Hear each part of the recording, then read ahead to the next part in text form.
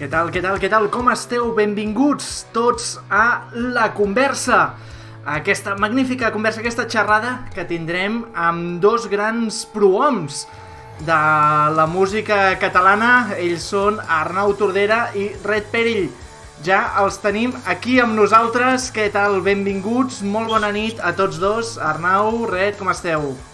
Hola, bona nit, encantats de compartir aquesta vetllada amb tota la gent que ho desitgi i especialment també amb aquest presentador. Bé, aquí no cal presentar perquè ell mateix ja té una dimensió pública tan extraordinària que nosaltres quedem empetitits davant de la seva magnitud. Gran eufemisme de gordo, Arnau, moltes gràcies. Primera pregunta, perquè jo estaré moderant aquí una miqueta, us diré algunes preguntes, però és molt important que la gent que tenim al xat, aquí al costat... Fa gràcia perquè nosaltres no podem llegir bé. Sí, no, jo us aniré enviant comentaris i preguntes que ens diguin, com per exemple, hi ha gent que diu collons, quina puntualitat, no m'ho esperava, o Jordi Galderic que diu els mascles empotradors del país. No sé si del país és lo de mascles o lo d'empotradors, és igual. Gent que ens diu guapos, iep, Jordi Picassat amb mi, de seguida. Ja està aclaparant la situació.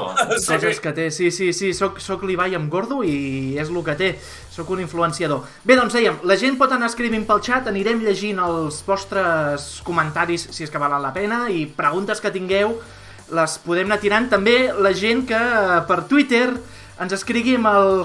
Assenyalo perquè tinc una altra pantalla allà que vosaltres no esteu veient. Per Twitter el hashtag que és lo de la conversa. La gent ens pot anar escrivint per allà pel hashtag o etiquetant-nos també, o la que hace, ens diu la gent, molt bé. I també deixa'm dir, estimat Pi, que ja que no disposem d'un finançament publicitari extraordinari i ho hem hagut d'anunciar per les nostres xarxes, doncs a veure si la gent també ens ajuda i ho publicita a través de les seves múltiples diverses amistats. Així serem molta gent aquí sense empassar-se al debat i gaudint d'un altre tipus de contingut molt més agradable. No, evidentment, doncs com deies, però la primera pregunta, que la llenço jo, perquè de moment la gent només fa que dir-nos que som molt guapos, ja ho sabíem, és què hi fotem aquí un dimarts a la nit? Vull dir, això d'on surt? Perill, em sembla que és cosa teva, no? La idea? Bueno, ell és el principal responsable d'això que està passant avui, així que doni explicacions, endavant. Jo no sé, tu vas dir alguna cosa i jo vaig dir, hòstia, fem una conversa, ja està, vull dir, no té cap mèrit. Vull dir que bàsicament ho vas ser tot tu, però trobo que tampoc és important això, realment, o sigui, no cal fer metaconversa sobre el per què hi ha aquesta conversa, sinó que la gràcia és que sigui una conversa, no cal explicar la conversa. Que em fa molta gràcia que es digui la conversa. O sigui, és un nom molt ben trobat perquè... Un genis del naming. Jo crec que l'atractiu principal de la conversa era vendre-la com un esdeveniment gairebé transcendent. Una cosa d'enormes dimensions que d'alguna manera trencava o establia un nou paradigma en el món del contingut audiovisual. I al final no, són dos pringats que en la seva solitud han decidit partir una estona de dimarts amb un tercer, diguéssim, que juga a la mateixa lliga i aquí estem. No hi ha més que això. Sí. Perquè molta gent, aquí, contesto jo també, m'ha dit, però això què feu? Per què t'han fitxat a tu? Hi ha gent que em va fer servir el verb fitxar. Dius, bueno, per què vaig contestar un tuit? Per tonto! Estic aquí per tonto! Pensant, un cop a la vida, bueno, almenys jo vaig pensar, estem acostumats a autogestionar-nos-ho tot, collons, fotem algú que ja ens sàpiga, que li agradi la salsa i que l'hora abans puguem estar meditant, fotent-nos una gardela, el que sigui, que és el que tot músic desitja i que Catalunya quasi mai pot fer, no? Que és, bueno, com a músic, l'aspiració és anar al bolo i tocar. Estàs d'acord amb mi, Arnau? I sempre ens hem d'ocupar de 1000 coses.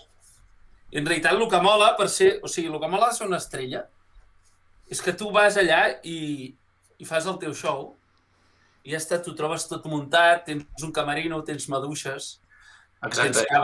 És que avui en Jordi Pins està fent sentir estrelles. És a dir, el tio realment ha preparat tot aquest muntatge, aquests grafismes extraordinaris i nosaltres simplement ens ha donat un enllaç per connectar-nos i avui probablement estem assolint la cúspide de la nostra carrera artística. M'atreveria a dir que és així. Bé, a veure, els missatges, els grafismes, tot això, que no els he preparat només jo, això és obra d'en Pau Gutiérrez, Pau Designs, la gent que el segueixi, que és qui ha fet aquest magnífic cartell, mira. És maco, Maco, Home, després... va guanyar el concurs de cartells que vàrem organitzar per aquesta conversa. Sí. Bé, la gent m'està dient que tregui maduixes i també m'estan dient que ara el debat està parlant el Carrizosa. Per tant, tota l'atenció de Catalunya ara mateix és aquí, perquè ningú està escoltant el debat. Mira, tenim una pregunta. Jordi Galderic ens diu: Red, eres conscient quan va sortir els fleets de Twitter que et convertiries en un fleet star? Mola, o sigui, ser l'estrella d'una cosa que ha fracassat, no? M'agrada molt aquesta jugada de què vas ser estrella tu, d'una cosa que ningú recordarà, no? Que a més, ho podria fer amb tuits normals. Però em fa gràcia fer servir això que en realitat és un fracàs total. Sí. És com el davanter estrella de l'Espanyol, no? Vull dir, ets l'estrella, però de què? Sí, bueno, una mica com el de la Penya. No? Però jo penso que trobes un cert plaer en aquesta consciència de l'antiheroisme i exaltar-lo. És el mateix paradigma, diguéssim, que la pròpia conversa que estem tenint avui. És projectar-te a través d'una cosa que no té la dimensió per allò que s'espera d'ella, vaja, no? En aquest sentit. I jo crec que tu frueixes de manera intensa amb aquesta circumstància i d'alguna manera és també un joc artístic. El fet d'insistir en aquesta qüestió és un posicionament també vers l'art i la creació, vaja. Sí, jo porto dies, des que hem decidit que faríem aquesta conversa, he estat pensant una mica amb que tu i jo som una espècie de yin-yang, en el sentit de que anava pensant en moltes coses que ens distingeixen i són absolutament oposades. I una d'elles és aquesta, que jo jugo com a fer el ridícul i en canvi tu jugues a estirar com cap a l'altre cantó, no? Com una cosa èpica. La paraula és èpica. Jo sóc antièpic totalment i tu ets superèpic. Tu ets power metal i jo sóc tot el contrari a power metal. Posem per cas. Sí, en certa manera el que comentes és cert.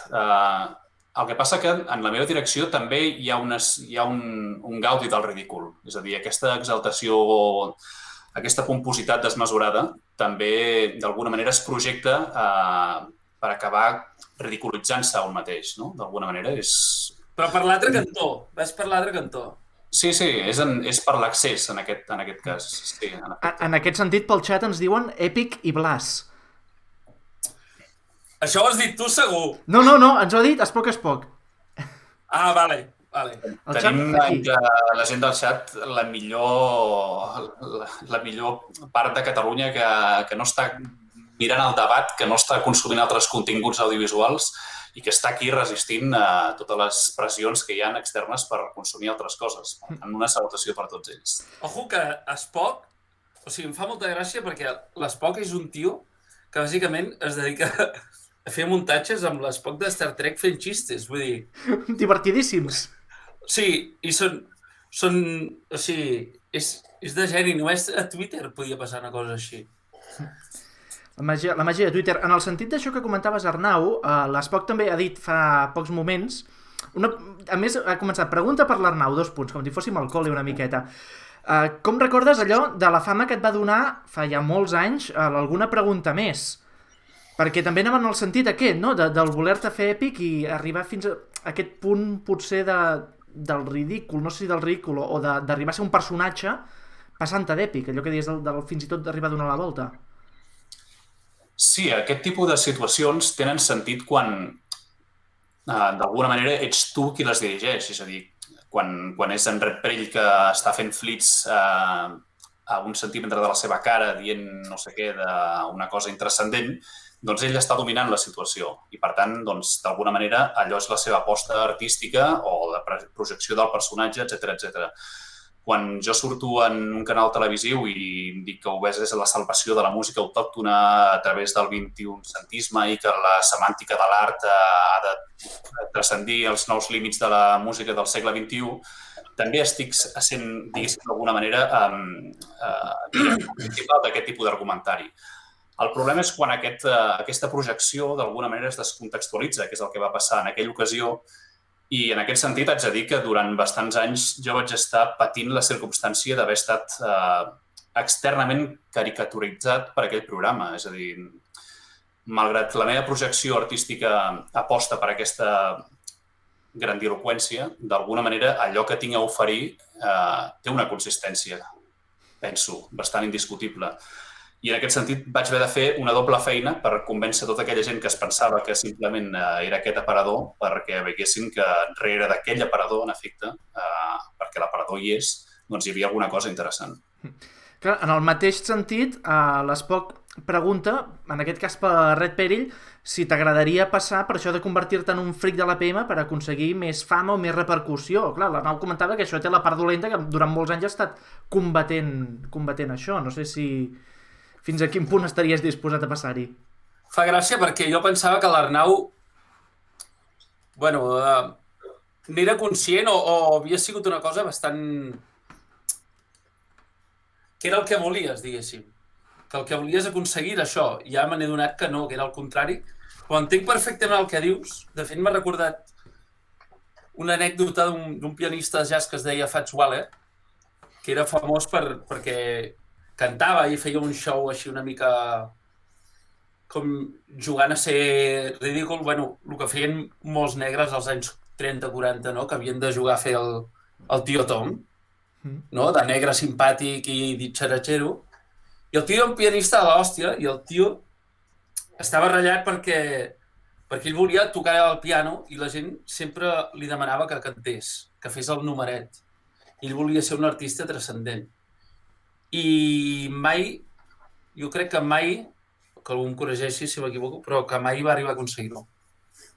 Jo no t'ho sabria dir, això al xat segur que algú sap, Que tenim molta gent. I una de les altres coses que he pensat aquests dies és que tu, per exemple, t'agrada o em dóna la sensació de que hi ha una adoració al teu voltant que almenys al teu personatge li agrada, tu no sé realment com et fa sentir.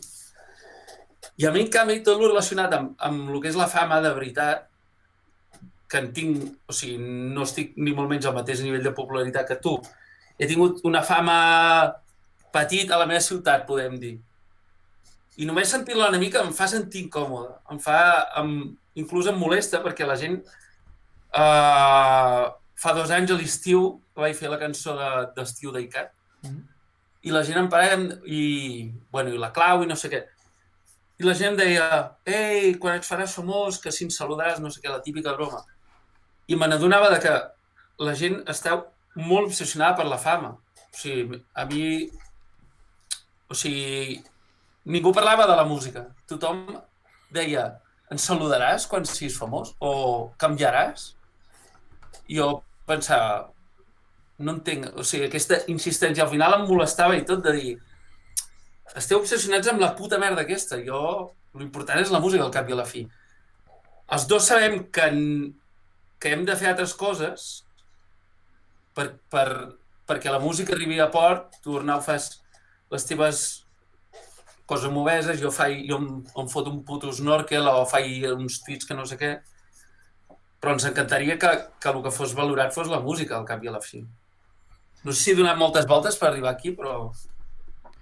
No, jo ho subscric absolutament. De fet, és una de les coses a vegades que d'alguna manera embruta aquest ofici. És a dir, que certs artistes a la que assoleixen en efecte un cert nivell de popularitat i malgrat que allò que segueixin oferint no té la qualitat o l'excel·lència, diguéssim, que havien ofert fins llavors, com que han assolit aquesta fama i aquesta repercussió mediàtica, doncs d'alguna manera ja s'excusa la seva qualitat en el fet que, com que tenen aquest abast grandiós, tot allò que publiquen doncs ja té una notorietat pública. I això és una llàstima. I en aquest sentit jo també recolzo el fet que la música és allò que s'hauria de valorar. La música, en aquest cas, l'aposta de l'artista, vaja. Sobre el tema de gestionar, entre cometes... Parles de la Rosalía, no? Com? Parlaves de la Rosalía, no? Podria parlar d'ella, sí, en efecte, perquè considero que no ha tret més temes del nivell dels que hi havia, d'algun dels que hi havia al Mal Querer, perquè també em sembla un disc força irregular des del punt de vista de la seva totalitat. Però bueno, això és un altre tema.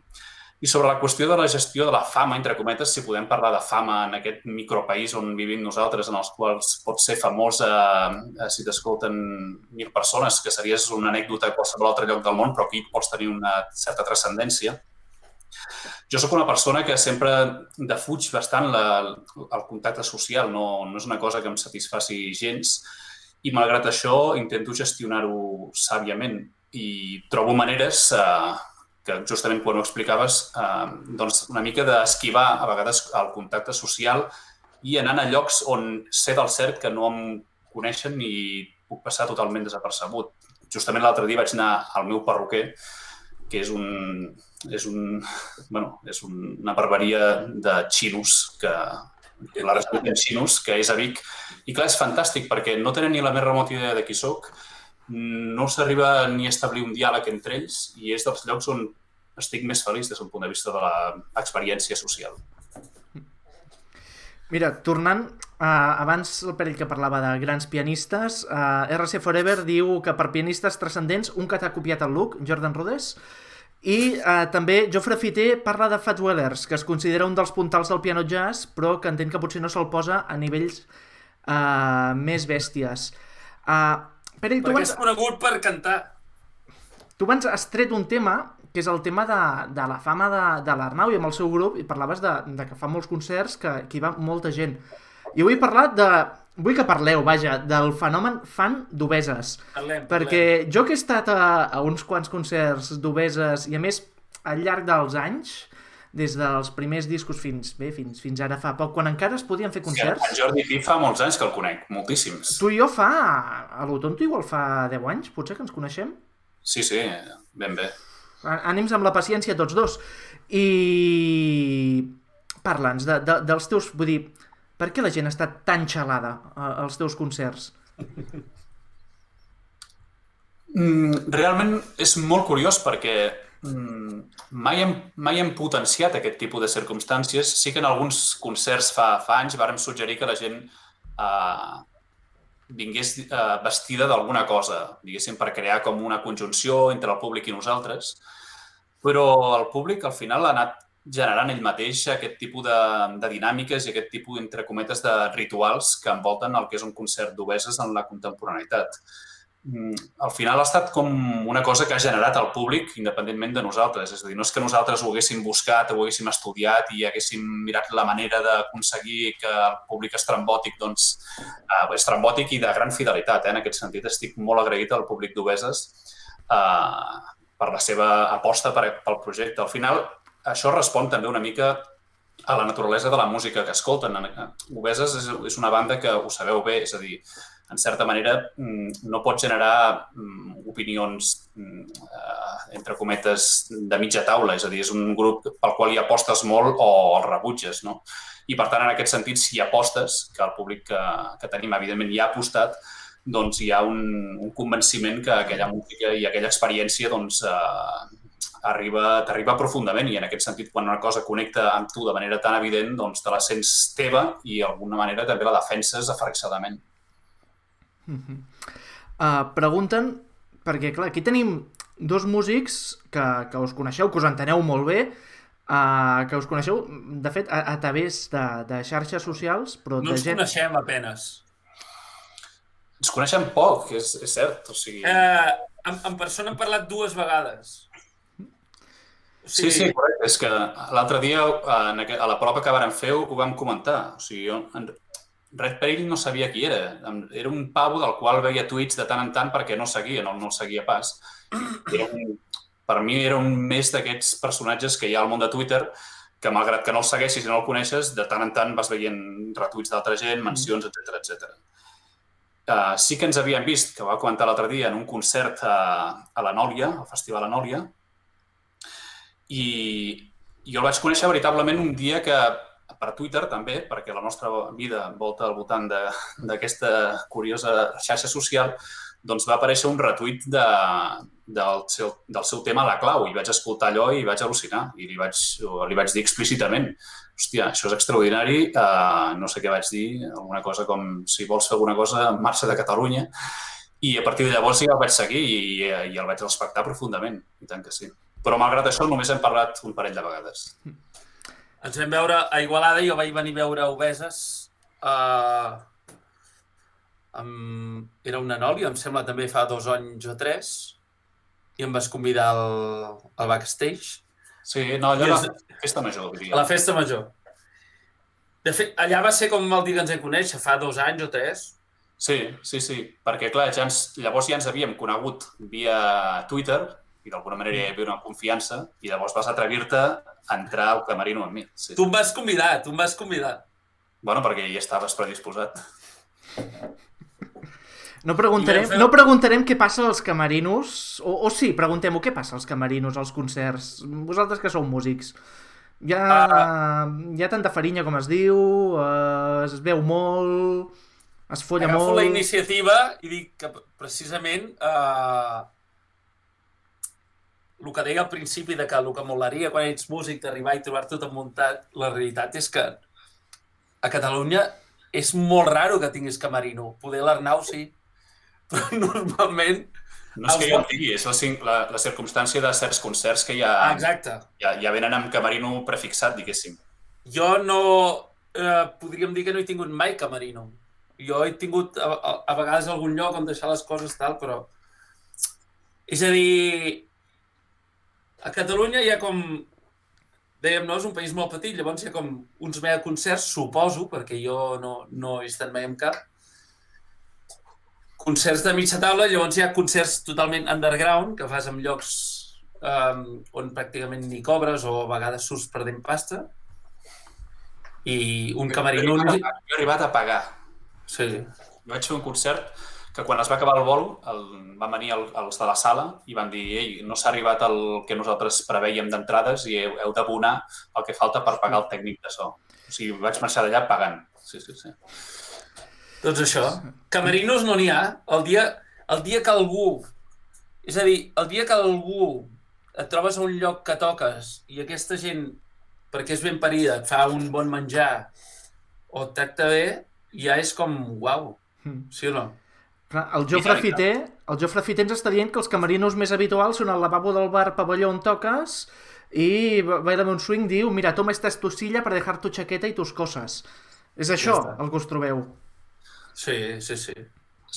Hi ha poc glamour a aquest àmbit, a no ser que toquis a sales o auditoris que ja estan equipats, diguéssim, amb aquest tipus de camerinos que estan doncs, tècnicament ben equipats, amb calefacció, aigua i el que sigui. Però el que és habitual és això, és a dir, és tocar en llocs més aviat sòrdids i amb unes condicions que si el públic conegués se'n faria creus. Això és veritat.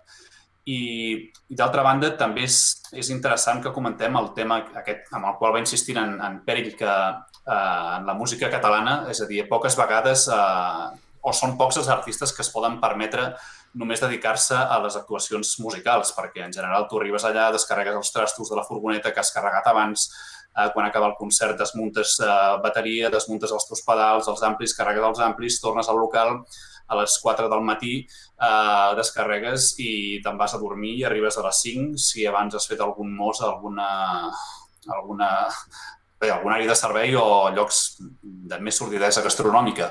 Però aquesta és la realitat de la música al nostre país. Fins i tot bandes que tenen renom i que mouen a gent, al final doncs no pots pagar a gent que faci aquest tipus de feines que no estan, entre cometes, associades al món creatiu i artístic i que, d'altra banda, has de portar a terme si vols fer concerts. Perquè jo vull que poseu noms. És a dir, quin és el lloc més xungo on heu tocat? Xungo per sòrdid, per que us han tractat malament, perquè era lleig... No sé, la gent ens està dient veniu a tocar a Ripollet, que el teatre és ben parit. Pues, per exemple. Ripollet? Un moment, un dia per Twitter va sortir al teatre d'un poble, però em sé que era Montblanc o alguna cosa així. Un teatre que vaig flipar, dic, hòstia, amb llocs d'aquests que no es coneixen i que molen, m'hauria de tocar. Però això per l'Arnau, jo estic retirat ja. No, home, no. De cap de les maneres. No, home, no. Des d'aquí faig una crida a tota la gent que ens està sentint que eviti, diguéssim, el declivi de Red Perill. No pot ser. Un dels artistes catalans que proposa una música més fresca, amb més caràcter i amb més personalitat no pot de cap manera abandonar el projecte. Home, seria una indecència per part teva. Sobre el propi sòrdid que hem tocat, jo justament va ser el lloc aquest on vaig haver de pagar. Això era a Ciutat Badia, a un lloc molt estrany. O sigui, no vull tirar de tòpics, però em sentia certa inseguretat per la meva pervivència en aquest món, sí. Com al Vallès no hi ha res. I vaig acabar pagant perquè... O sigui, vam pagar perquè si no... I això era un concert amb obeses, I va ser millor pagar perquè si no haguéssim pres mal, jo diria. Sí. Deixeu-me fer un incís. Ara mateix, a part del debat electoral, hi està havent un altre debat on estan comentant el debat electoral que són en Guillemino, en Manel Vidal i el... Hòstia, ara no me'n recordo com es diu. L'altre. En Marc Serats, no? El Marc, això. I em diu, m'ha dit a través de WhatsApp si ens punxa... Que ens punxi. Jo no entenc com... Jo li dic que sí, Jo no sé com ho ha de fer, però si ens vol punxar, que ens punxi. Sí. El que passa és que no ho veurem que ens està... Bueno, veurem igual que ens pugen els espectadors. Va, digueu coses interessants, ara. Aprofiteu per dir coses interessants. El primer dia que fem un Twitch i ja doblem el... Doncs, Ciutat Badia estaves parlant. Ciutat Badia és on va néixer el grandíssim exporter del Barça, Carles Busquets. Sí. Jo la coneixia per aquesta dada, sí. On està Ciutat Badia? A un lloc recòndit del país que no vols saber. De fet, hi ha entorns que és millor no conèixer. Ara, malauradament, ja coneixes la seva existència. Si poguessis desconèixer-la d'alguna manera, seria més profitós per part teva. Sí, tan xungo és, Jo tinc un record absolutament tètric. Ja et dic, és a dir, l'única vegada a la meva vida que després d'un concert he acabat pagant perquè no m'assassinessin. Vas pagar, literalment. Hòstia, si fa mitja hora que ho estic explicant. No, a la sala. Pensava que deies en plan que et volien currar i et van dir o ens pagues pasta o et correm. No, això vale. No es va esdevenir així, no. Però, de tota manera, si hagués succeït, probablement hagués pagat. I tu, Perill, quin és el teu pitjor bolo? Jo, diria que com a Red Perill no he tingut cap experiència molt xunga, però jo havia tocat l'any 2007, vaig estar un any amb una orquestra de Patxanga que no anomenaré, que tothom qui sap quina és sap a què m'estic referint. Una orquestra de Patxanga molt dantesca i era una orquestra que fèiem, o sigui, pràcticament divendres, dissabte i diumenge, cada setmana fèiem bolo i inclús a vegades era en plan, el que dèiem abans, no? Dissabte a la nit, fer bolo, anar a dormir a les 6, dormir en una tenda i el diumenge a la tarda estar fent ball a 150 quilòmetres. I un dia vam anar a tocar a Aragó, per allà ho és, que un poblet d'aquells, en plan, sabeu aquests pobles de la Cerdanya que al carrer tots són llambordins? Sí. O sigui, pobles d'aquests que, o sigui, amb el cotxe no pots entrar, nosaltres anàvem amb una furgoneta, un camió. Allà els de Vox no hi van a fer mítings, No els hi cal, ja els foten tots. Doncs vam arribar al poble, llavors ens van fer carregar els trastos amb un petit remolc. Aquest petit remolc amb un tractoret el van portar pels carrerets. Llavors ens van portar dins d'una sala que estava amb una baixada I vam fer el ball allà, el ball de festa major, que per cert va fer molta gràcia, el cantant era un tio molt lligon, que sempre... Era un tio en plan com Bisbal, no físicament, sinó com d'onda, era un admirador del Bisbal, i ballava com el Bisbal. Feia voltes i això. Sí. Hòstia, que bo. I era com un imitador del Bisbal. En aquest context. Espero que no. Públicament diria que no. Total, aquest tio que era superlligón sempre ligava molt. A l'acabar el concert li van venir unes ties i li va dir que érem catalans, tot i que ell era castellano parlant, i van dir, li van fer un comentari xungo en plan, bueno, si eres català no queremos saber nada. Però jo me'n recordo que aquell dia, amb aquell bolo, va entrar un tio amb moto dins de la sala. Amb una moto de cross, a mig ball, va entrar un tio amb moto i després va tornar a sortir. I la gent flipant, hòstia, esta orquesta, que espectáculo que lleven, no? No, collons, ells ja estan acostumats a això, érem nosaltres els que estàvem flipant. Però la majoria d'aventures les tinc amb orquestra. Com una tria que vam tocar, em sé que era Ripoll, és que jo sempre confon aquests llocs, o jo què sé, Ribes de Freser. I estàvem al costat del riu, estàvem tocant al costat del riu. Podria ser Tortosa, per la definició i la teva poca claredat del lloc que era. No era tan avall, era més allà de... No. Era cap amunt i cap a l'oest. Estàvem al costat del riu i portàvem uns focus increïbles, tot i ser una orquestra cutre, teníem un muntatge bèstia. Van venir tants mosquits amb els focus que estàvem a mig bolo, o sigui, ens vam començar a posar uns draps d'aquells que porten els cowboys, no? Un mocador, tapant-nos la cara, i tinc la imatge d'una dels cantants cantant i amb l'altra mà fent anar un fli-fli a l'aire lliure. Tu, però quanta gent éreu en aquesta orquestra? Eren 6. O sigui, eren 3 cantants, una persona que disparava midis i feia veure que tocava, un saxofonista i jo, que estava al teclat, i a vegades feia veure que tocava la guitarra, que no estava enxufada. Sí, també feies teatre. Sí. Jo feia un... De fet, cantava un tema de l'Elvis. Si us plau, sé que havíem dit que no hi hauria actuació. No. Però l'Elvis ens l'has de fer. No. Va, Peri, l'Elvis ha d'entrar. No. Al final, la gent que aguanti el directe, que al final hi haurà Elvis. No. Només deia que cantava l'Elvis, però la guitarra era playback. I llavors, al final del tema, em tirava al terra en plan de ginolls. I allà va ser on vaig començar a curtir-me com a persona i a saber que havia d'aprofitar la vida al límit perquè...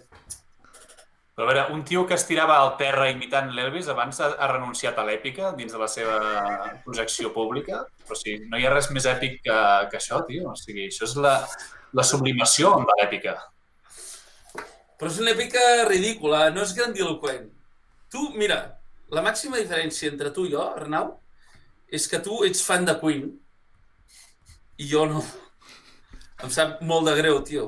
No soc... És un grup que respecto molt, però no m'agraden. No és res personal, és a dir. No.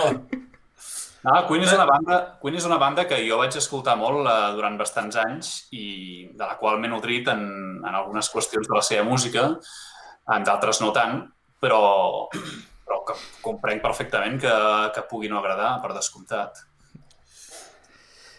Una pregunta, Jordi. Digue'm. És que, clar, aquí estem xerrant, però no sabem si hi ha gent, si no, si estàs una merda, si la gent pregunta... Hi ha gent i la gent està escrivint pel xat. Si voleu us tiro preguntes, però jo com que aneu fent, les preguntes les guardem i mal les fem la conversadors d'aquí 2 setmanes. Però quanta gent hi ha ara, per exemple? Ara mateix, segons el programa aquest, 83 persones. Què dius? Sí. Estem mantenint 83 persones aquí. Sí, 83 catalans que votaran desinformats perquè no estan veient el debat. Votaran bé, llavors. Segurament. Mira, comentaris que ens estan dient. Orreido Efecto diu, nota mental no anar al París Dakar amb perill de navegant. Bailame un swing diu, resta els de Twitter que ens hi mengem tot. La gent enfadada perquè no hi ha actuació. Parlen de mosquits bomba. RC Forever que no us paguen prou. La gent està activa, eh? El meu germà ha anat al Dakar aquest any. Sí, home! Però no de pilot, no, ha anat a fer de... Ha fet de community manager, o sigui, ha seguit a l'equip de Rieju, fent tot el que faria un equip de televisió de 5 persones, doncs ell sol. Filmant, pujant stories, fent entrevistes. Tu per ell tens un germà que és més gran o més petit? Més petit. Jo en tinc 4 germans. Hòstia. I sóc el més gran. El gran de Can Perill. I el meu germà mitjà és youtuber i té 150.000 subscriptors o alguna cosa així. El fill de puta. Tio, però has d'aprofitar aquest... I com no ens ha fet promo d'això, tio, que ara tindríem 83.000 persones i no 83. Estem badant d'una manera insultant per ell. Perquè ho fa en espanyol. Pero también dominamos la lengua del imperio, no hay ningún Esto es problema. verdad, esto es verdad. Ahora lo hacemos un rato en castellano a ver si entra más gente. Ahora verás cómo en pocos minutos la cantidad de espectadores subirá inesperadamente. A 3 o 4.000. Y mientras estamos haciendo un poco el tonto, preguntes aquí interessants, Borrell quart, suposo que és, perquè és Borrell Ip. Si penseu que la diversitat de gèneres és la salvació, parla de la música catalana, d'Adrià Pontiaubeses, del Perill Tiet, Rosalia i coses com la Su.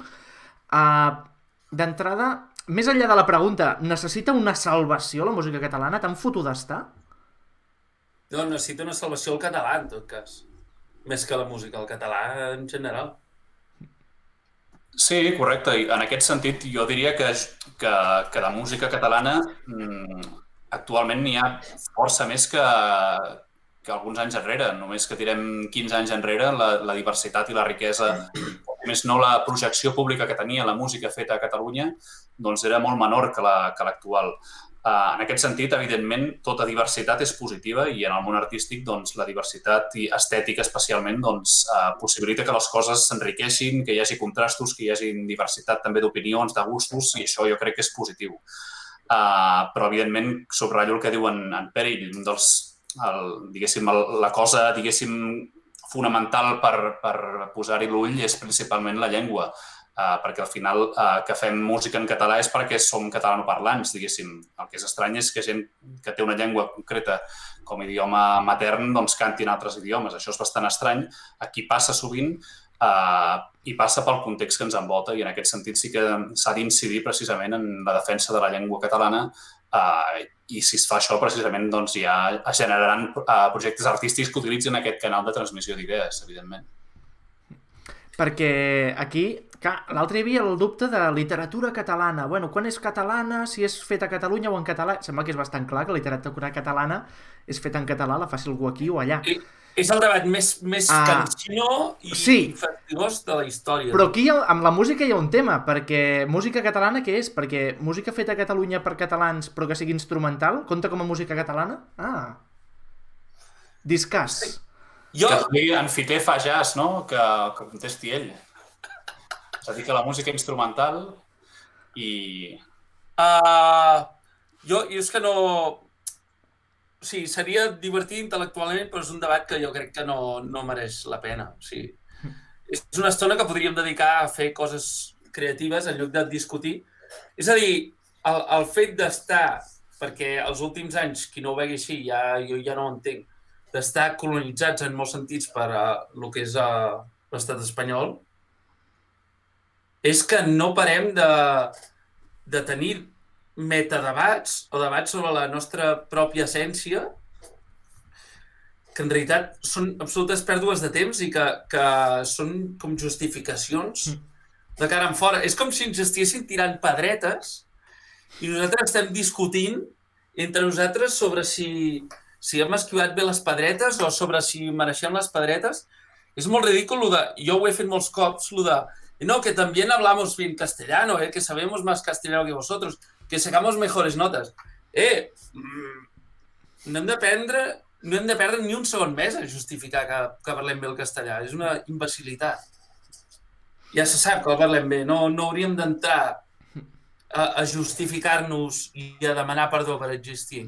Mira, per exemple, ara parlàveu d'en Jofre Fité, diu que la música no és el mateix que la literatura i no es pot valorar amb els mateixos paràmetres i Núria Sanz i Tamayo, que toca els teclats al piano amb Boira, que és un grup instrumental, diu Boira és Catalunya. Super d'acord. Boira és Catalunya. Al final són debats que, com diu en Perill, apareixen perquè la circumstància que ens envolta és la que és i, d'alguna manera, no podem abarcar allò fonamental de la creació artística, que és la pròpia creació, i estem donant voltes a debats que transcendeixen la pròpia creació perquè la circumstància que ens ocupa, diguéssim, o que ens envolta, o que patim, vaja, doncs, és la que és. I en aquest sentit, doncs, mentre seguim parlant de la circumstància i no de la pròpia creació, doncs estarem ocupats en una qüestió probablement poc productiva. I per sort, sí que hi ha coses, o sigui, hi ha moltes coses que anem enrere, però sí que és veritat que música en català cada cop n'hi ha més i cada cop es fan més estils. I, de fet, hauria de deixar de ser anècdota. O sigui, fa poc era en plan, hi havia el Dissop, no?, que ara el tenim per allà al Twitter, explicant la seva vida. Era com el tio que havia fet un tema de rap en català. O hi havia el grup de metal, ara no me'n recordo, n'hi havia un de fa 10 anys, el Sargon, em sembla que era. Segle XIII, crec. No, mira, segle XIII també, o el Sargon.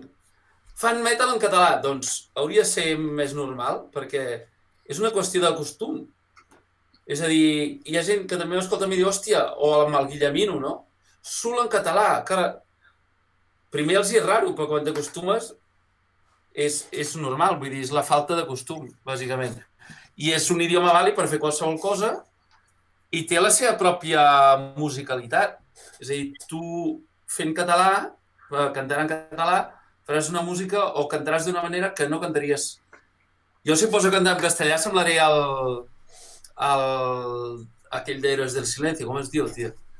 Aquell que no és gens pesat. Sí, com es diu, Arnau? El Bumburi. El Bumburi. Vull dir, cada llengua té les seves coses i cantant en castellà o en anglès, jo si canto en anglès, per exemple, tendeixo a imitar més la penya que fa sul i tal, però cantant en català crec que és com trobo la manera més natural.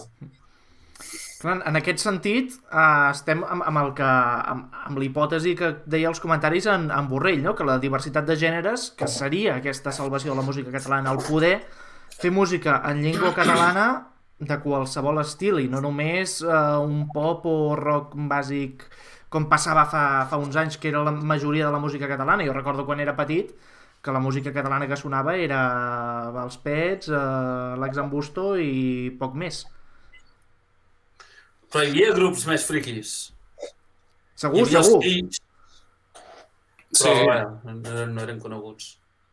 Clar, això també és un problema, és a dir, de propostes que fugen a la qüestió canònica n'hi ha hagut sempre, però la possibilitat que tenien dècades enrere de projectar-se a un públic que l'única manera que tenia de descobrir-los eren a través dels mitjans que hi havia a l'època i a través dels canals de difusió de la música que hi havia llavors, doncs també era molt més complicat. Avui en dia, amb les xarxes i aquest tipus de plataformes de projecció pública, doncs és molt més fàcil que qualsevol, entre cometes, pugui donar a conèixer la seva proposta. En aquest sentit, clar, estem en el paradigma de la democratització de l'art i que tothom qui genera un contingut artístic doncs, pot oferir-lo al públic potencial que és el món, perquè tothom, entre cometes, té accés a aquestes xarxes, a aquestes plataformes i, per tant, diria que en aquest sentit sí que hem guanyat una mica respecte a dècades anteriors.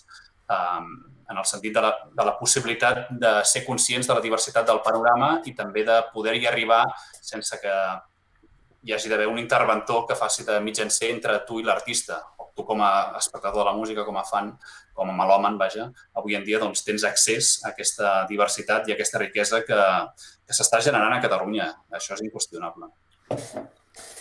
Perquè el tema aquest, ara vosaltres com a músics, el tema aquest de que la música ara sigui tan accessible que qualsevol entra a Spotify, busca el que vol, ho troba i s'ho escolta, això és positiu o és negatiu? És a dir, val la pena que tothom pugui accedir al vostre producte, la vostra música, la vostra art, o pel contrari banalitza el que abans tu havies d'anar a la botiga, havies de comprar un disc, havies de pagar uns diners? A veure, evidentment canvia el paradigma i davant d'un canvi de paradigma hi ha una recepció diferent de la circumstància musical. L'univers del disc ja ha passat a la història, el disc físic, aquell objecte que col·leccionaves, que estimaves, que arribaves a tocar i apreciar des d'un punt de vista tàctil. Això ja ha passat totalment a la història, es pot mantenir com, diguéssim, un miratge del passat, però s'ha superat. I, per tant, estem davant d'aquesta nova situació on la música es consumeix, com bé dius, a través de 2 clics. El que passa que, evidentment, tot té les coses negatives. Per una banda, sí que tenim accés fàcil a aquest tipus de plataformes. A priori, tothom qui ho desitja pot penjar-hi la seva música gratuïtament. Llavors, un altre tema és la remuneració que rep de les escoltes.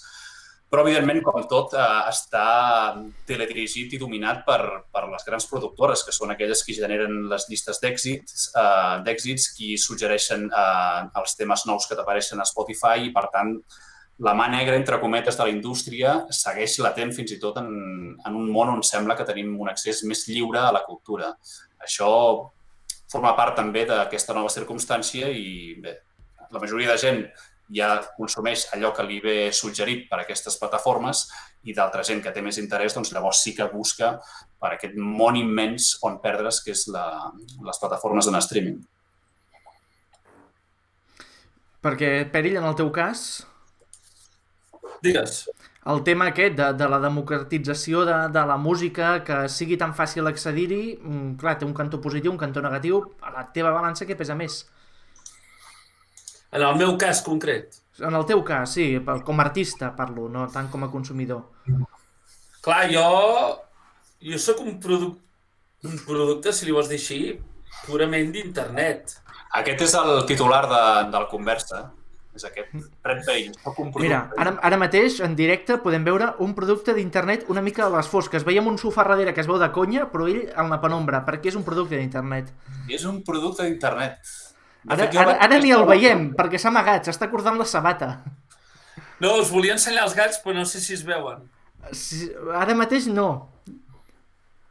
És igual. Ensenya allò que tens allà darrere. Sí, veiem un bulto allà darrere molt maco. No hi ha dos gatitos. Mira, sí que es veuen, sí. Hi ha dos gatitos. I allà tinc una moreneta que l'he posat com per... És la meva moreneta que està, si ho veieu, està pintada en plan tribal. I preciosa. M'acompanyava als concerts, però no sé si m'ha ajudat massa, no sé. Diguéssim que jo vic al pis del que eren els meus avis, que ara, tirant-me piedres contra mi propi tejado, és que vull llegir una entrevista al Pedrals i deia alguna cosa així, que ell també vivia en un pis que era de la família. I realment, els músics, tio, molts músics, si no fos per coses així, no podrien fer música directament. O sigui, són com una espècie de privilegiats cutres.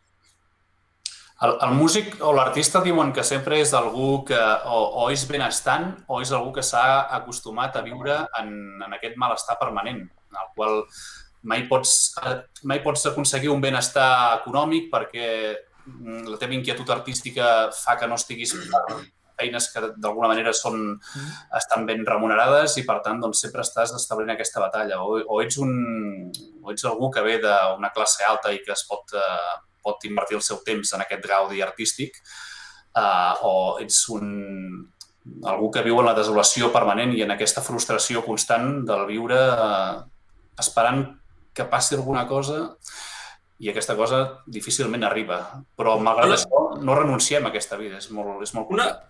Per mi és una barreja, hi ha molts cops una barreja de les dues coses. Hi ha com el privilegi que jo, per exemple, puc estar en un lloc sense haver de pagar un lloguer. I sí, jo he hagut de currar de moltes coses abans de fer de música, no em guanyo la vida com a músic estrictament, sinó amb les classes. Però... També està bé que ho comentis. Red Pale també és pedagog de la música. Sí, clar. Això és important que la gent ho sàpiga. Per què? Home, perquè d'alguna manera també testimonia una realitat musical. No és només un creador, sinó que al final també hi ha una implicació social, entre cometes, malgrat que, evidentment, hi ha o sigui, tu fas això per aconseguir una remuneració econòmica, uns honoraris, vaja, doncs també hi ha una aportació des del punt de vista del coneixement que transmets a altres generacions, una manera de veure la música. Ho dic sobretot per allò que un dia em vas comentar de la circumstància curiosa que tenies a l'hora de plantejar què ensenyaves als teus alumnes, des d'un punt de vista de ser una persona que ve d'una tradició musical concreta i que aquesta tradició a vegades no és la tradició pròpia de l'entorn on s'ha desenvolupat com a persona. I això, algú que es faci aquestes preguntes, jo crec que és algú del qual val la pena aprendre coses. Home, aquí obres un debat que podríem estar anys parlant. Bueno, s'obren molts debats, però un d'ells és el de quina és la nostra música, per una banda, la música catalana o mediterrània, que ara mateix la nostra tradició quasi bé que és anglosaxona directament, perquè fins i tot els referents que tenim dels anys 70 ja veuen de la música anglosaxona. Sí, en aquest cas potser encara hi havia alguna cosa més de cançó francesa o... Francesa també, sí. Però a hores d'ara és el que dius. És a dir, el món musical autòcton està sotmès al cànon que ens ha vingut del món anglosaxó, gairebé en la seva totalitat. Clar, primer de tot, jo que he estudiat jazz molts anys i m'he estudiat els putos estàndards americans, i va arribar un dia que, per molt que m'agradin, jo pensava, què estic tocant, tio? Estic tocant el All of Me, estic tocant el... Jo què sé, tio.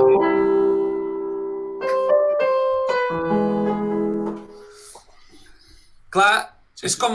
Estem tocant no només els estàndards d'un altre país, sinó que per què tocaven... O sigui, ara faré de pedagog. Els estàndards de jazz són estructures circulars que serveixen, agafen normalment eren no cançons de musicals americanes i agafant com un tros de la cançó que es repetia i servia per improvisar, no? Era com... La música del jazz va començar bàsicament improvisant sobre estructures circulars com el blues o com cançons conegudes, que seria com si aquí agaféssim el Boig per tu i toquéssim el Boig per tu i com que ens han tocat 3 hores al bar de Noción, doncs fem molts solos sobre el Boig per tu perquè no tenim repertori. Bàsicament, el naixement del jazz... Però el Boig per tu ja parteix d'una estètica que també és herència de la persona. També, és veritat. Clar, és veritat, al final, imagina't. Bueno, el món multicultural, entre cometes, perquè és el que dius, és a dir, això és una pantomima, no vivim en un món multicultural, vivim en un món on hi ha una cultura hegemònica, llavors la perifèria intenta fer altres coses, però principalment dins l'àmbit musical i en moltes altres disciplines diria que el món anglosaxó ho ha impregnat tot i d'alguna manera gairebé la majoria de les coses que es consumeixen són derivats d'aquest tipus de música que, evidentment, a cada indret del món doncs, han anat liquant-se a través de singularitats estètiques, però que d'alguna manera té aquest punt de partida. Això és cert, sí, sí. Inclosos tu i jo. Home, i tant, per descomptat. Vull dir que la majoria dels nostres referents són, en el meu cas, americans, per exemple. Sí, també aquí hi ha una qüestió d'autoestima de la pròpia cultura, de pedagogia i d'ensenyament, perquè coneixem artistes americans o repertori americà de principi de segle passat, vaja, i en canvi desconeixem completament el repertori autòcton que venia d'una tradició que no s'havia trencat i que era, en aquest cas, catalana, que generava a principi de segle, que venia del romanticisme o en aquest cas també influenciada llavors, evidentment, per totes les músiques europees, però que d'alguna manera tenia un component estrictament català, això és cert. Jo ara m'he aproximat més al món de la sardana, que d'alguna manera és com el món de la sardana i de la música popular o de la música, sí, la música tradicional, que és la música popular d'èpoques remotes catalana, i en aquest sentit això sí que és repertori que d'alguna manera ve en línia directa del nostre propi passat i es connecta amb nosaltres. Clar, aquí no hi ha hagut aquesta... O sigui, sí que hi ha hagut... Hi ha molta gent que està dedicant-se a aquest tipus de mons, no vull pas dir que això, però aquest tipus de música no ha aconseguit transcendir el fet de veure-la com una cosa antiga i de tenir aquesta pàtina de cosa arcaica. D'alguna manera hi ha hagut voluntats de renovar-ho, però, com deies abans, és molt més fàcil que toquem un estàndard de jazz que té 100 anys sense problemes i, en canvi, veiem dificilíssim tocar una peça de repertori sardanístic català que també pot tenir 100 anys, on sona molt estrany.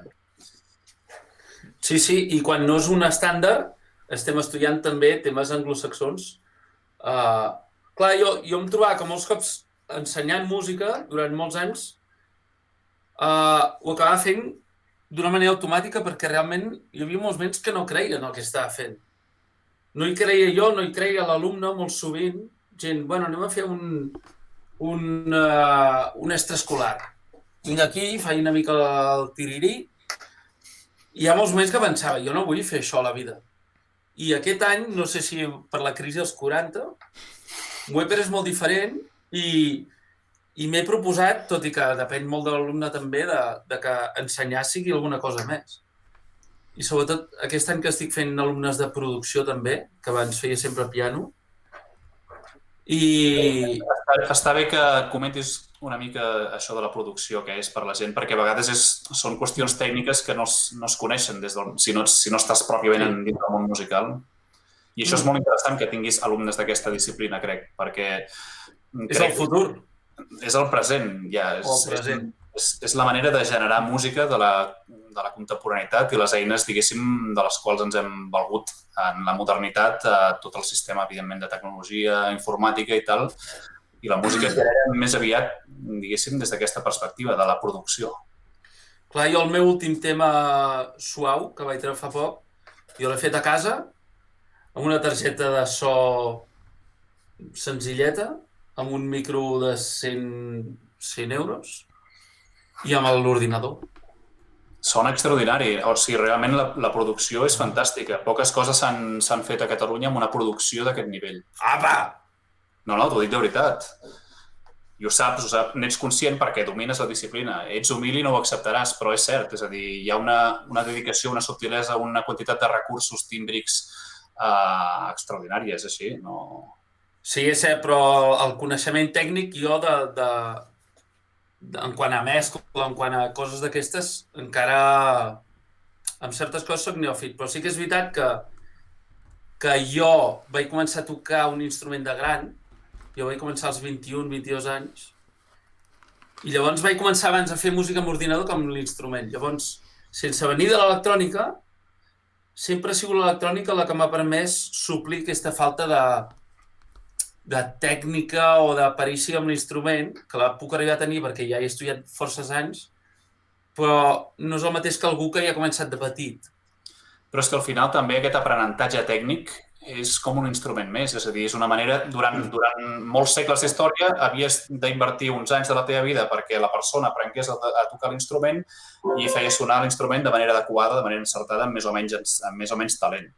Ara la societat ha creat maneres de generar música que no necessàriament són a través de cultivar les capacitats tècniques de l'intèrpret, i això és molt interessant, perquè avui en dia fins i tot estan generant temes espectaculars que sonen brutals, gent que no té cap coneixement de la matèria musical, ni domina harmonia, ni domina cap instrument pròpiament des d'un punt de vista tècnic i en canvi pot generar música. I això és possible gràcies a aquest tipus d'eines de les quals ens hem dotat.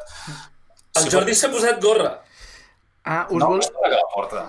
Us volia fer una pregunta perquè... Has posat gorra de ciclista, però d'aquella dels 80. Això és la gorra del seu personatge... Finat. El Young Beef. Young Jordi. El Young Jordi, això, el Young Beef. Doncs, en referència a això que comentava... Quanta gent hi ha? Ara mateix, 70. N'hem tingut 80 i pico fa una estona, ara 70... Bueno, està bé. Anem fent. Estem mantenint. Estem mantenint, i això és molt positiu, per la gent no se'n cansa. Rei d'Efecto ha preguntat fa un momentet, quan estàveu parlant de tot el tema de la producció, si el més important per produir no és tenir bon gust, més que la tècnica en si. I RC Forever, que és músic, pregunta, diu que li agradaria preguntar pels vostres processos creatius, com encareu el moment de fer una nova cançó, un nou àlbum a nivell de composició. Comença a tornar. Bueno, responent a la pregunta de la qüestió del gust, jo crec que és un element indispensable per qualsevol cosa artística que es porti a terme. És a dir, el gust, al final, és el que determina allò que estàs generant.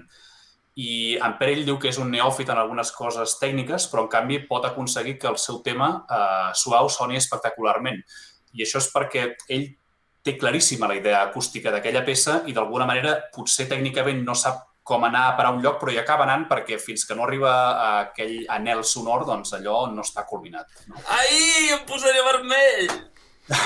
No, d'alguna manera, jo sóc un gran defensor d'aquest tipus d'aprenentatges, a vegades més autodidactes, de prova i error, i de descobrir coses, diguéssim, des de la teva experiència de provatures i simplement ficant-te en aquest món de la tècnica, diguéssim, o del domini d'aquest tipus d'eines i a partir d'aquesta investigació doncs, descobrir coses. Però és que això és exactament el mateix que en el seu moment els pianistes que revolucionaven l'harmonia durant l'època romàntica feien amb el seu instrument. És a dir, quan van començar a posar noves notes als acords que fins llavors no es posaven i aquell nou so els atreia acústicament i estèticament, es generaven noves idees musicals i això és exactament el mateix que passa en l'àmbit del domini de la tècnica en la producció contemporània. Bé, sobre els processos creatius, com que... M'ha quedat molt bé aquesta cantarella final. Com que m'he enrotllat ara, comença en Perell i després jo ja faig la meva aportació. Vale. Aviam, jo, els processos creatius, jo per una banda tinc la música que molts cops neix de la improvisació, o sigui, jo baso molt amb la improvisació. Abans ho feia molt cantant i tocant el piano, o molts cops anava pel carrer, se m'acudia alguna cosa i ho gravava amb el mòbil. Llavors jo sí que normalment el que feia era amb l'ordinador vaig com obrint coses, no? Obrint temes i he anat trobant una manera de que tot això s'organitzi amb els anys. Clar, cadascú es munta a la seva manera. Jo la meva manera és que arriba un punt, tinc una època, 1 o 2 anys de búsqueda, i llavors quan veig que estic agafant una cosa que té sentit, la començo a tancar i dic, vale, ja no, intento no obrir més temes, i a partir de llavors ja començo a tot allò que ha sortit com quasi ben inconscient, perquè de fet moltes lletres comencen de manera inconscient, jo escric molt inconscient, no faig mai lletres dient, vale, vaig escriure sobre no sé què, i ara faré una lletra. Això em costa molt, i normalment parteixo de l'inconscient. I m'acostumo a agafar una llibreta i començo a fer esquemes i això pot durar un any. En plan, vaig escrivint les lletres, començo a fer com un esquema de com serà el disco i has de com acabar projectant un conjunt d'idees que tingui sentit, que tingui un ordre, que els temes tinguin un ordre, que entre ells es compensin.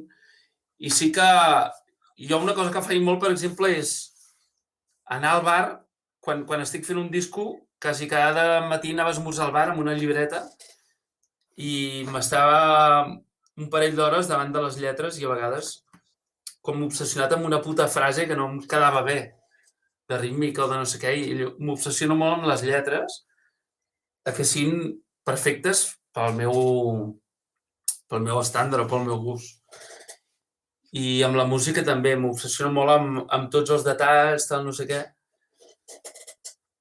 I en aquest últim disc sí que vaig tenir el Quico 13, que em va fer de productor, i que va ser el primer cop en què algú em va ajudar a canalitzar tot això. I, de fet, diria que suau és com és per tot el que vaig aprendre amb ell, també, perquè ell em va ensenyar a concretar molt més, a no tenir prejudicis envers a sonar més pop o més comercial, diguéssim, a sintetitzar més, perquè jo arribava allà amb temes de 7 minuts. Clar, jo vinc del jazz i del progressiu. Jo, en realitat, quan tots els temes amb solos, amb codes superllargues... A veure, Perell, entre tu i jo, els temes de 7 minuts no tenen cap problema. Depèn del context. Ara ja, com que és una mica famós, ha aconseguit aquesta transcendència i ja va fer hits radiofònics. Ara ja ha de sortir a... No, em surt així. Per mi, arribat un moment en què no em fa vergonya dir que fer una cançó que agradi, perquè, evidentment, per un hit radiofònic meu s'assembla poc a un hit radiofònic estàndard, podríem dir. No cal dir noms, però vull dir, tampoc faig coses supercomercials. Però és un repte, també. I arriba un punt, quan tens també a la meva edat, que jo en tinc 40, tu, Arnau, en deus tenir 38 o 37? 35? 32? No, faré 35 anys d'aquí un mes o així. Sí. Que cabron. Colla de vells.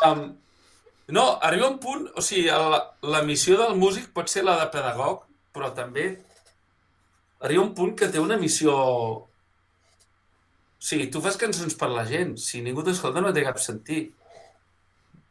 I hi ha un punt que has de pensar, vale, vull fer una cançó perquè la gent la disfruti, tot i que jo expliqui la meva història, la meva paranoia, doncs has de tenir en compte. Perquè la gent, o sigui, es mereix tota la teva dedicació i respecte i també es mereix que els prenguis com algú intel·ligent. I és el que faig, de dir... Hi ha d'haver un equilibri de dir, vale, jo tinc les meves palles mentals, però he de pensar que això ho vol escoltar la gent i també els hi has de posar fàcil, en certa manera. No sé, ara sí m'he anat molt del tema, jo. Deixa'm dir-te que aquesta autoexigència que tens, tant amb les lletres com en detalls musicals, jo com a oient, com a seguidor, persona que escolta música, diguem-ho així, i no professional, perquè aquí l'Arnau et pot donar un punt de vista de persona que té uns estudis i uns coneixements de música, evidentment, per mi inabastables. Però jo com a persona de carrer que escolta música com un aficionat més, deixa'm dir-te que això es nota i s'agraeix molt, també a tu, Arnau. I, per exemple, en Jofre Fiter, com parlaves de tot el teu procés creatiu i tota la teva traça amb la producció, deia que també ets capaç de clavar-te un bolo de free jazz a part de tota la resta, que no estàs limitant només això de l'ordinador. No, clar, sí, quan ho he dit ha semblat que només era un tio que estava allà fent coses amb l'ordinador. Un niño rata, que es diu. Però clar, jo soc cantant i pianista també. Poder més compositor, però sí, jo... És a dir, jo volia fer jazz, jo volia ser un pianista de jazz. Jo vaig escoltar el Brad Mehldau i vaig dir, jo vull ser com aquest tio. Evidentment, bueno, no sé si el coneixeu, però... Diguéssim que començar el jazz als 21 anys ho has de fer molt bé, com pare. Jo em vaig quedar com a mig camí. I vaig tenir moltes frustracions. I vaig tenir tendinitis, i vaig tenir moltes mogudes, i ho vaig passar, entre cometes, malament, i em va costar molt d'acceptar de que jo no podia, no arribaria allà on volia arribar. També RC Forever demana que sigui Red Progressive, que facis alguna de proc. La pinta de teclista de Dream Theater ja la tens. Però ja he fet progressiu. Jo estava en un grup que es deia Albatros, que té 3 discos i que és rock progressiu. I els pot trobar... Bueno, a Spotify n'hi ha 2, però al Bandcamp n'hi ha 3 i una maqueta. Vull dir que he fet progressiu, he fet jazz, tenia un duet de versions, que jo de fet vaig començar a cantar en públic fent versions amb un col·lega, el Toni.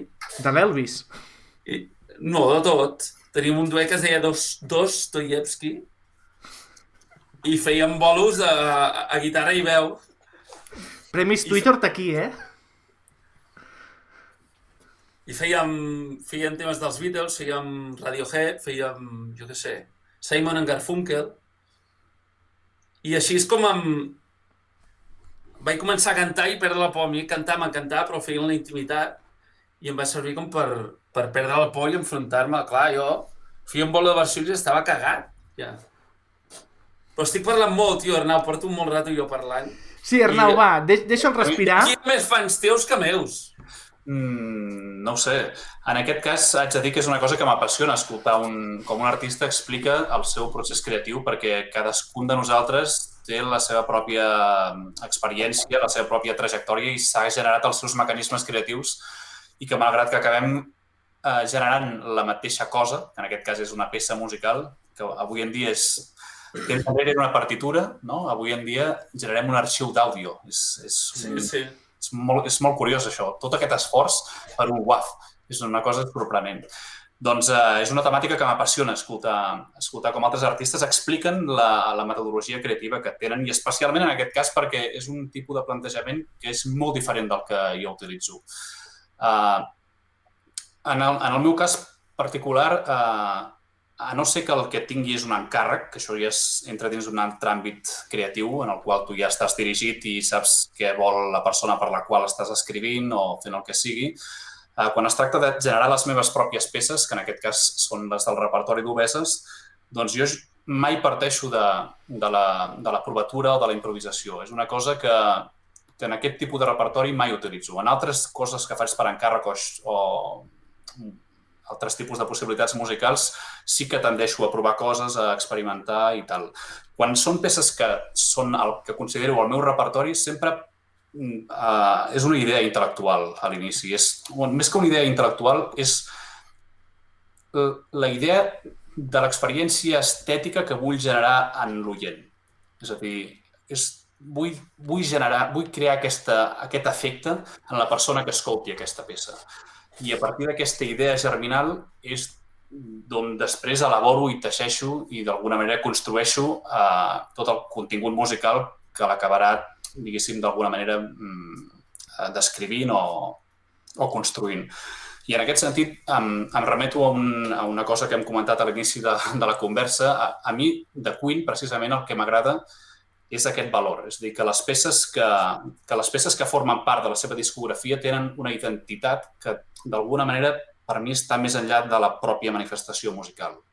És a dir, aquelles peces no són simplement una construcció tècnica, harmònica, interessant, a la qual s'han fet uns arranjaments ben fets, atractius, etc., virtuosístics fins i tot en algun cas, sinó que hi ha alguna cosa més que transcendeix la qüestió tècnica de la música. I per mi això a vegades resideix en aquesta idea que d'alguna manera, en el meu cas, és anterior al procés creatiu, en el teu justament emergeix en el propi procés, però que jo crec que les peces interessants sempre l'han de tenir. I estem farts d'escoltar repertori que simplement és efectiu des d'un punt de vista de la successió de recursos que s'hi despleguen, però que no té res més que això.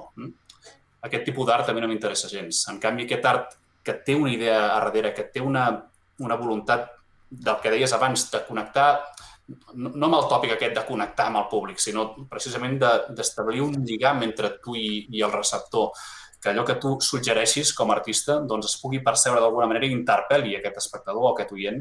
Per mi això és el veritable valor de la nostra professió i quan alguna cançó té sentit és quan això s'aconsegueix entre el receptor i entre aquell qui l'ha generat, encara que allò que s'acabi rebent no tingui res a veure amb la teva voluntat inicial. De fet, a vegades les coses que acaben generant una atracció més intensa de les peces, a vegades com a creador no les has ni sospitat. Però com que d'alguna manera aquesta idea subjau a tota la música, jo diria que s'estableix aquest vincle, perquè és un vincle gairebé íntim. Al final, quan una persona escolta la teva música, no hi ha intermediari, és una relació de gran intimitat. I en aquest sentit l'artista penetra literalment en el cos de qui escolta.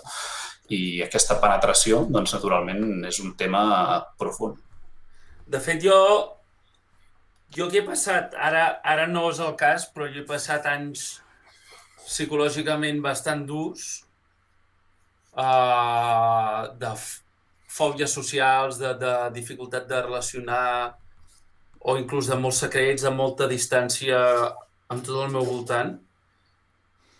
I l'única manera que tenia era com si jo parlés amb tota la resta de gent a través d'aquesta espècie de la música, envies com el senyal satèl·lit i indirectament li estàs dient a la gent tota una sèrie de coses que en realitat no podries dir a la cara perquè són molt íntimes, són molt bèsties, les has de disfressar una mica. Com ho fèiem amb els blogs fins i tot, no? Jo ja tinc molts blogs i al principi escrivia unes coses supercríptiques perquè em feia molta vergonya que la gent pogués arribar a sospitar el que collons m'està passant pel cap, perquè jo tampoc ho sé.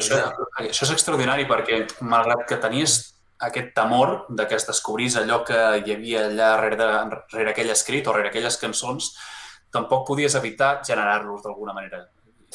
o sigui, la creativitat emergia com a necessitat comunicativa, encara que no fos una comunicació transparent i absolutament clara, sinó més opaca i misteriosa, però que sorgia d'una necessitat expressiva. Això és molt interessant. I terapèutica. En el meu cas, almenys, la meva música és psicoanalítica. Amb el que et deia abans, que tu i jo som bastant oposats en aquest sentit, que m'ha fet molta gràcia que ho diguis, no? Tu tens un propòsit i ho construeixes. Jo, al revés, parteixo de l'inconscient perquè precisament com que durant molts anys no sabia què collons em passava, l'única manera que tenia era deixar que sortissin coses i a partir d'aquí vehicular-les o donar-los forma. Però no podia saber, no podia parlar sobre el que em passava perquè si m'ho hagués proposat no me n'hagués sortit.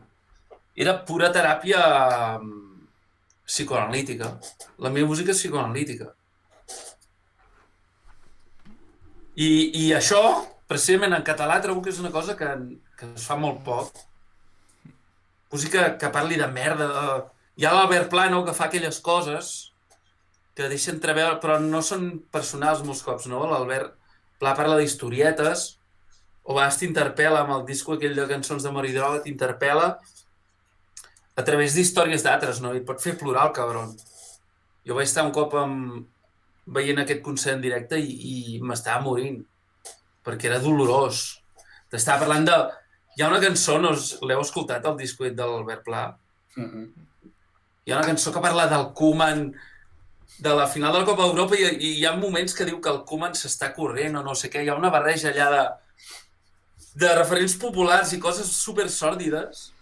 Bueno, m'he perdut ja, però no es fa... O sigui, qui fa lletres psicoanalítiques en català? Molt poca gent. I jo hi ha un punt... No és que digui, no, és que ho fa jo perquè ningú fa, sinó que em sembla raro que la gent no ho faci perquè la música també ha de servir per això, per explicar l'angoixa, per explicar l'ansietat, l'alienació. O només hem de parlar... És que la majoria de músiques parlen d'amor romàntic, tio, a la puta merda. Ja s'ha dit tot de l'amor romàntic. Sí? O sigui, a mi si fas una cançó parlant de que et trobo a faltar i hi ha un... Jo què sé, tio, és que no m'interessa. Ho has de fer amb molta gràcia.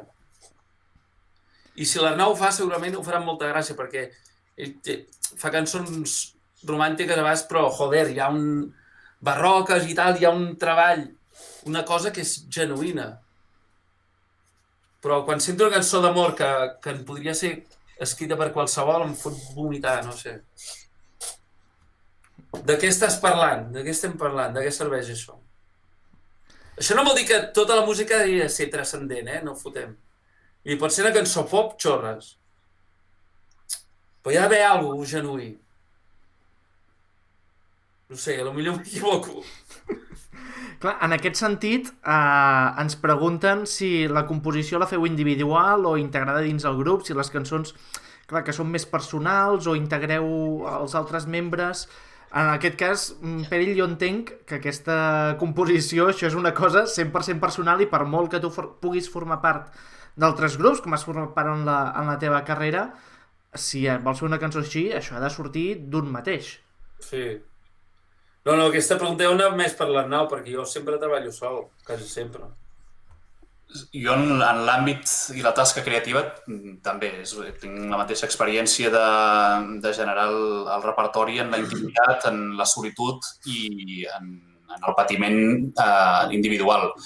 Evidentment, jo sí que tinc una banda i en aquest sentit el que haig de fer sempre doncs, és fer partícips d'aquesta música la resta de components, però la seva aportació en aquest cas és interpretativa, no és creativa, i en aquest sentit diria que l'experiència és molt similar a la d'en Red Perill. El que passa que sí que jo tinc la sort de tenir una banda que d'alguna manera està d'acord amb les meves idees artístiques i les meves bogeries o paranoies que m'invento i llavors doncs, m'acompanyen en aquest trajecte, i això sí que és una gran sort i sempre m'agrada destacar-ho i agrair-los perquè és complicat el món musical a Catalunya i tenir uns companys de viatge d'aquesta fidelitat i amb aquest convenciment amb el projecte és una cosa difícil de trobar i en aquest sentit em sento un privilegiat.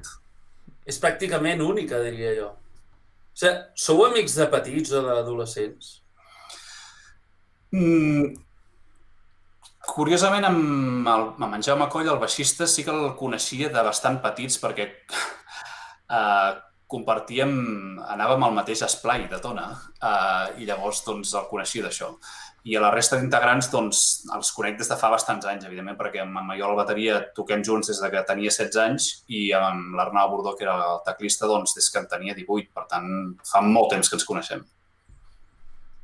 Clar, és que jo, precisament, si una cosa envejo de tu és que has aconseguit això, no? L'alquímia, la gent... O sigui, jo crec que la gent que no és música o la gent externa veu una banda com el servei mínim, no? I jo ho veig el contrari.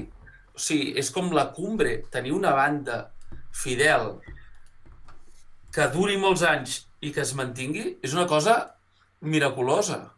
No és la norma habitual. La norma habitual és que es formin grups que durin poc, que es dissolguin, que no s'entenguin, que musicalment no funcionin. I és una cosa que no he aconseguit mai. Trobar una banda per portar el meu directe i que funcioni 100%, no ho he aconseguit mai. No he aconseguit exercir de líder, no he aconseguit trobar la fórmula màgica, no ho he aconseguit. I em fa molta ràbia. Perquè he estat amb bons músics i amb gent de puta mare. No, realment, en aquest sentit, ressalto el privilegi que he tingut, diguéssim, a l'hora de trobar aquests companys. I en aquest sentit sí que vull ressaltar que, malgrat l'àmbit periodístic sempre se'n ven com el líder d'Obeses, dins el nostre projecte això mai s'ha establert des d'aquesta jerarquia. És a dir, al final, evidentment, jo faig els temes i les propostes artístiques parteixen de mi, però som una banda democràtica en aquest sentit i en realitat no tirem endavant res que no ens sembli bé a tots. I justament aquest any passat haguéssim celebrat el nostre desè aniversari, el desè aniversari del nostre primer concert. I diria que aquesta fidelitat també respon al punt de partida d'aquest projecte musical, que justament doncs, hi havia aquesta voluntat de batallar i de fer una aposta ferma per un tipus de música que no s'estava fent a Catalunya i que d'alguna manera doncs, tots els components d'aquesta banda hi creiem de manera intensa. I bàsicament diria que el secret, entre cometes, de la perseverança de la banda és que tots els integrants d'alguna manera doncs, estem connectats amb una mateixa visió de la música i amb un mateix compromís amb aquesta disciplina. Mira, la Bella Moon Swing ens comenta... És que tenim un xat de molt nivell, també, eh? Diu que l'origen de la paraula música ve del grec i vol dir art de les muses, i que ho diu perquè no és tan disparatat el que diu en Red de que canta per transmetre el que sent. Tenim un nivelazo, aquí al xat.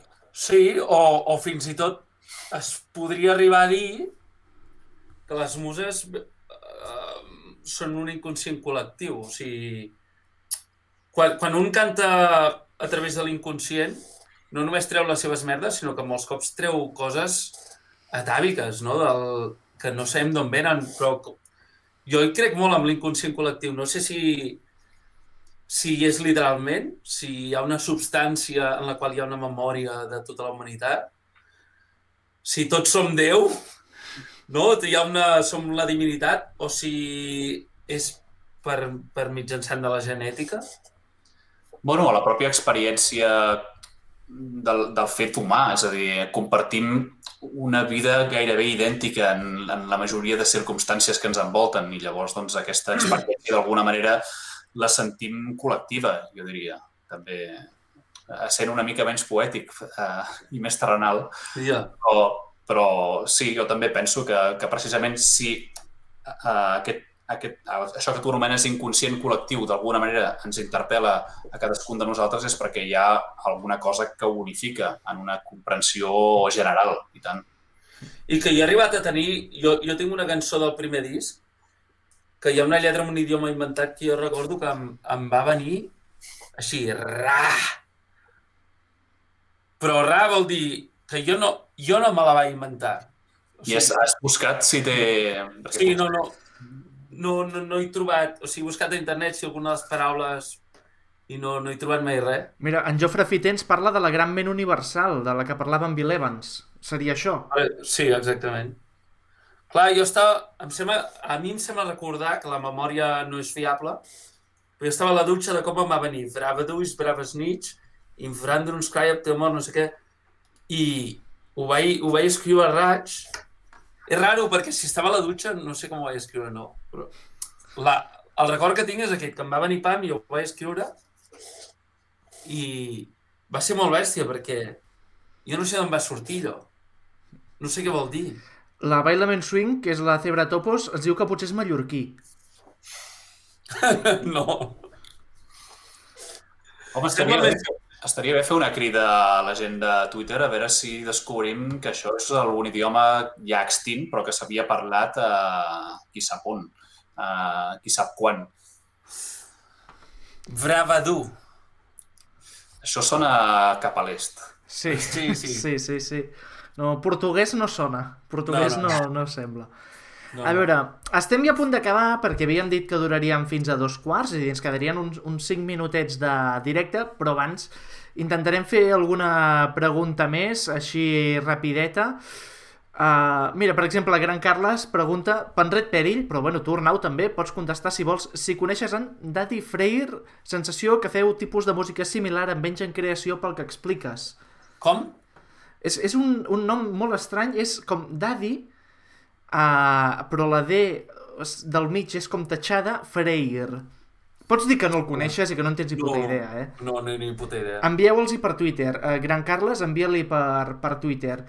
Mira, la Jessica del Moral fa una pregunta que és per l'Arnau, però la podeu contestar tots dos.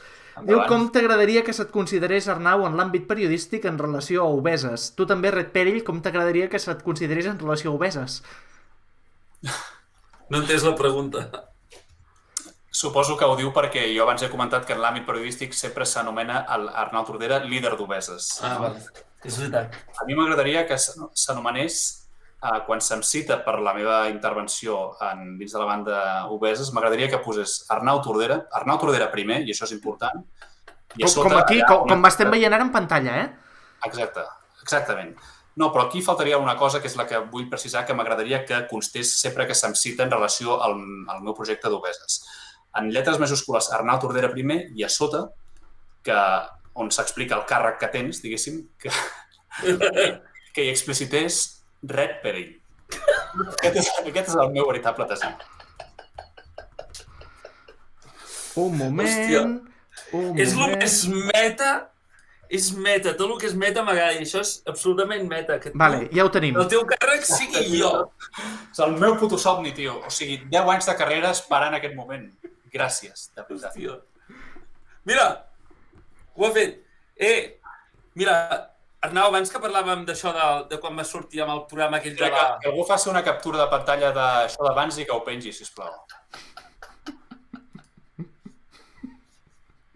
Has de fer així. Vale, ja està. Hòstia, no sé què anava a dir ja. No ho sé. M'he quedat molt descol·locat amb això. Jordi, ha desaparegut el Jordi? No, segueixo aquí amb vosaltres. Mira, a veure, més preguntes que ens envien. Per exemple, en Jordi Galderic, com a treball temàtic, el disc, amb 10-14 temes, entenc que també amb una coherència entre ells, si és una cosa que ja és morta o és només una tendència temporal, si el futur és que els artistes vagin produint i editant temes cada X mesos. I per altra banda, pregunta Red si has vist la pel·lícula Soul, la nova de Disney, perquè diu que tens molts paral·lelismes amb el protagonista, i no només pel pentinat. Ja m'ho han dit. Hòstia, tothom parlava superbé i la vaig veure i... Sí, està bé, però ho vaig parlar amb gent del meu entorn i teníem la mateixa crítica, que és com que... A mi no em va acabar de molar, o sigui... La vaig trobar una pel·li molt Disney i que, a més, tot el moment en què transcorre en aquesta espècie de cel o limbo fa gràcia perquè jo no el vaig acabar d'entendre i amb l'altra persona amb qui em vaig parlar, ella tenia por de dir que no l'havia entès per quedar com algú cateto. Dic, no, si jo tampoc l'he entès, o sigui, l'he trobat bastant incomprensible. No? El fet aquell de que el tio quan es moria s'havia d'ajuntar amb una ànima i havien d'anar, no sé, una dualitat que no la vaig entendre. I el dels discos, això no ho sé, tio, no sé res. Si es faran discos o no. Cada cop tot és més curt, al final, no sé, farem cançons de 15 segons. Clar, tu mateix has tret ara fa poc un disc que és com doble història, no? Vull dir, l'Aquari Safari ve a ser com un doble mig disc i...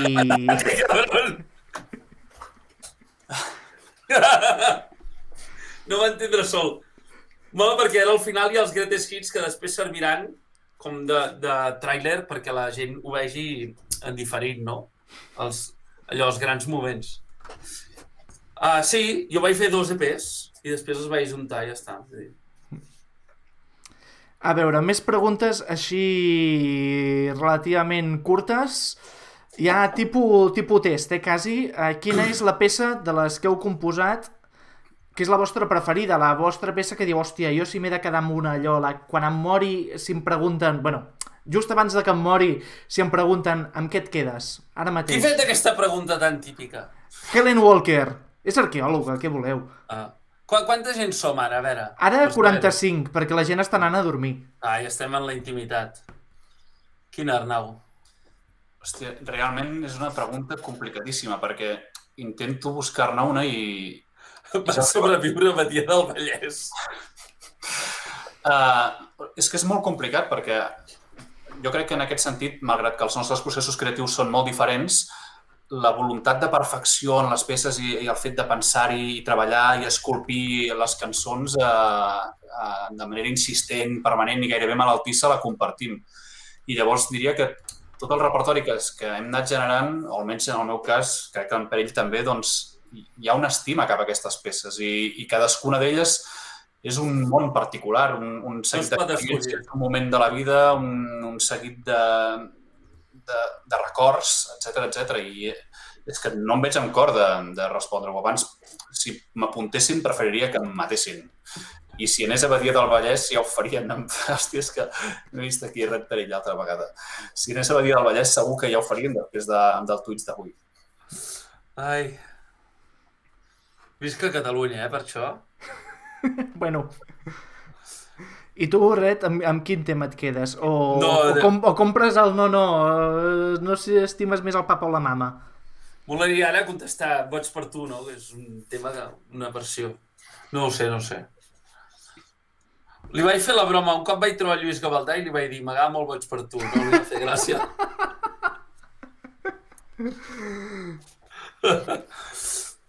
No sé. Sí. Té un tema, Lluís Gavaldà, molt bo, que la gent no coneix, és un que es diu Bon Dia, que està molt bé, no ha sonat, quasi que no ha sonat mai. M'agrada perquè el Jordi, o sigui, fa bromes que hi ha un nivell d'humor xungo que és bo, és tan xungo que dona la volta, tia. Sí. Passa per sobre o sigui, per sota, i llavors... Torna a començar. Sí. Sens dubte. Sí.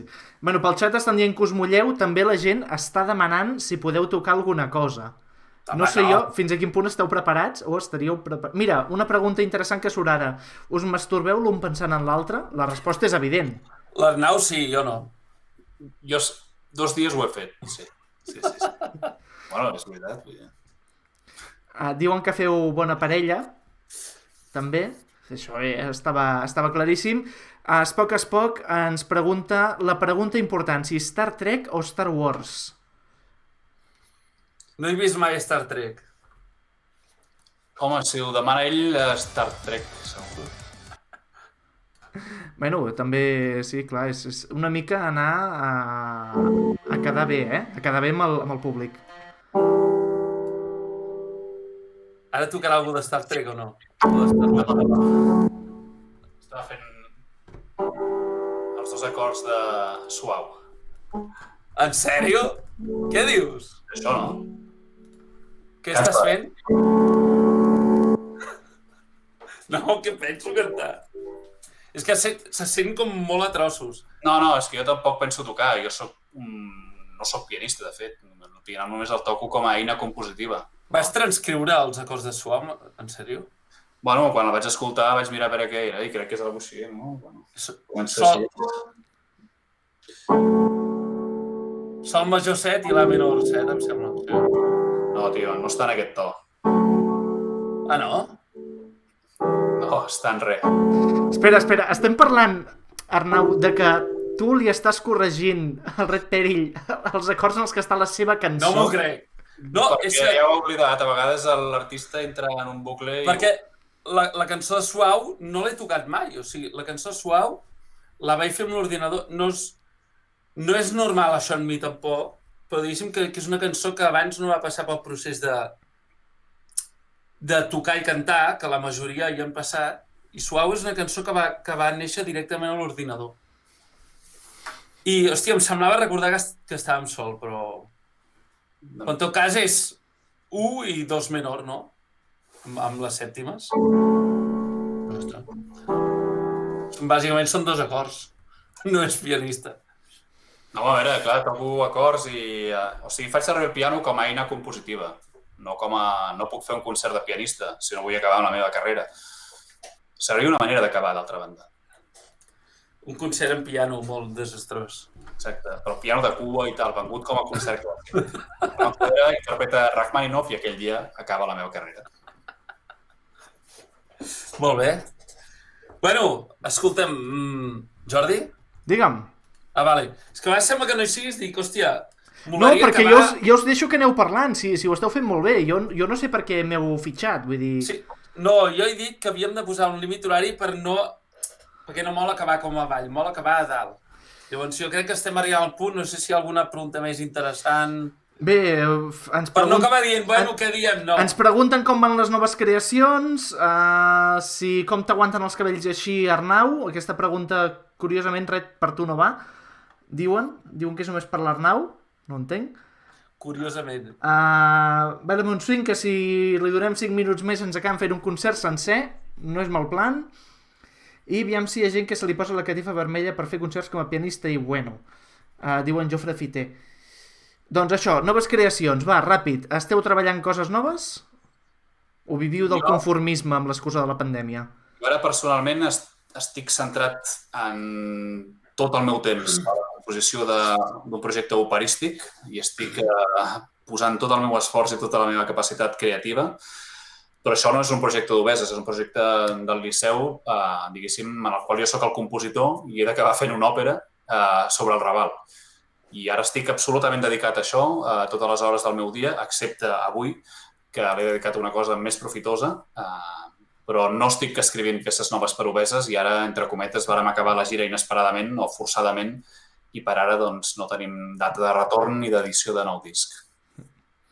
Mira, Snow Brunet diu que necessita això un cop per setmana, Orió diu que Red Perill, Arnau, Jordi, moltes gràcies per aquesta estona, Mònica X75, Arnau, l'òpera del Raval, què tal va? Ja dius que està en marxa la història. I tu, Red, ara a nivell musical, a part d'ensenyar i fer aquest mestratge, com va? Jo estic produint a gent ara.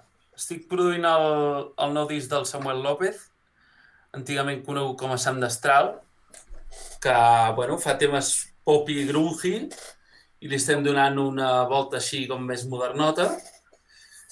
I estic produint un nano que està intentant fer una cosa de hip-hop així més experimental i m'ho estic passant de puta mare perquè m'envien músiques, jo les he de vestir, És una cosa que no havia fet mai, però és com si l'hagués fet tota la vida.